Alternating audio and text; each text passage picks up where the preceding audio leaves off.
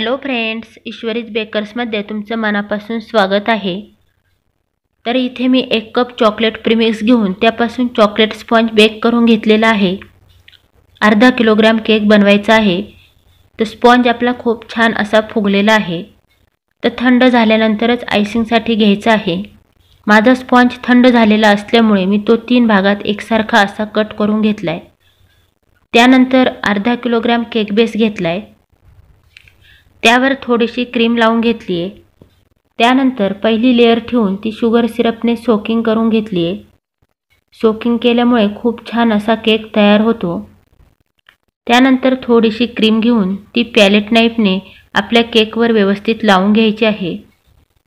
सगळ्या बाजूने प्लेन करून घ्यायचे। प्लेन केल्यानंतर त्यावर चॉकलेट सिरप टाकून घ्यायचे। चॉकलेट केक बनवत असल्यामुळे त्यावर चॉकलेट सिरप आणि चोको चिप्स वापरलेले आहेत। सिरप टाकल्यानंतर तेही पसरवून घ्यायचे। चोको चिप्स टाकल्यामुळे खूप छान असा अप्रतिम केक तयार होतो। त्यानंतर जी वरची लेयर आहे ती मी मधल्या भागात उलट्या बाजूने ठेवलेली आहे। तुम्ही ती खालच्या भागात किंवा वरच्या भागात उलट बाजूने ठेवू शकता। त्यामुळे आपला जो केक आहे त्याच्या ज्या कडा आहेत त्या समान होतील। केकला आपल्या डोम शेप येणार नाही। त्यामुळे मी ती लेयर उलट्या बाजूने मध्यभागी ठेवून घेतली आहे। त्यानंतर सर्व बाजूने क्रीम लावून केक हा प्लेन करून घेतलाय। त्यानंतर पुन्हा त्यावर चॉकलेट सिरप टाकून घेतले। तर तुम्ही जर माझा व्हिडिओ प्रथम बघत असाल तर मला लाईक सबस्क्राईब करायचं आहे, सपोर्ट करायचा आहे।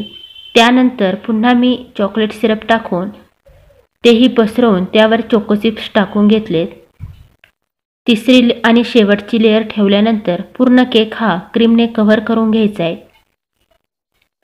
शुगर सिरपने सोकिंग केल्यानंतर पूर्ण केक हा क्रीमने कव्हर करून घेतलाय।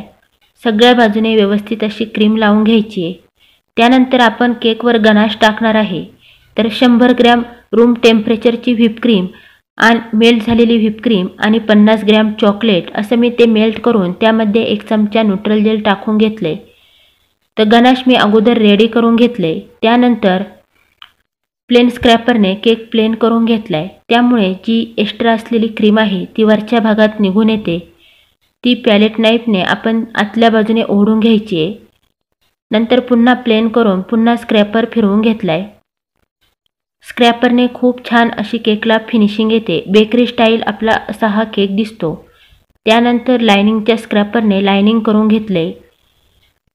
जी वरच्या भागात क्रीम आलेली आहे ती आतल्या बाजूने ओढून प्लेन करून घ्यायचं आहे। तर इथे थोडेसे क्रम्बल्स दिसत आहेत, पण त्यावर आपण गनाश टाकल्यानंतर ते झाकून जाणार आहे। त्यामुळे ते दिसणार नाहीत। तर गनाश हे थोडंसं कोमट करून घेतले। खूप गरमही आपल्या केकवर ओतायचं नाही, त्यामुळे आपला केक हा खराब होऊन जाईल। थोडंसं थिक झाल्यानंतरच ते केकवर टाकायचं आहे। तर इथे मी ते केकवर टाकून घेतले। त्यानंतर स्पॅच्युलाने ते अलगद पसरवून घ्यायचे। लगेचच ते पसरवून जातं। अलगद सगळ्या बाजूने स्पॅच्युला फिरवून घ्यायचा आहे। पूर्ण केक मी इथे कव्हर केलेला नाही। तर इथे बघू शकता खूप छान अशी शायनिंग आलेली आहे। खूप ग्लेज असा दिसत आहे। बघा, त्यामध्ये शॅडो पण दिसत आहे। त्यानंतर मोदक नोझल घेऊन केकला बॉर्डर करून घेतली आहे। विदाऊट कंपनीचा नोझल असल्यामुळे त्यावर नंबर नाही। त्याच नोझलने मी वरच्या भागात डिझाईन काढून घेतलेली आहे। राऊंड शेपमध्ये डिझाईन काढून घेतली आहे। त्यानंतर त्यावर एक मध्यभागी चेरी ठेवून घेतलेली आहे।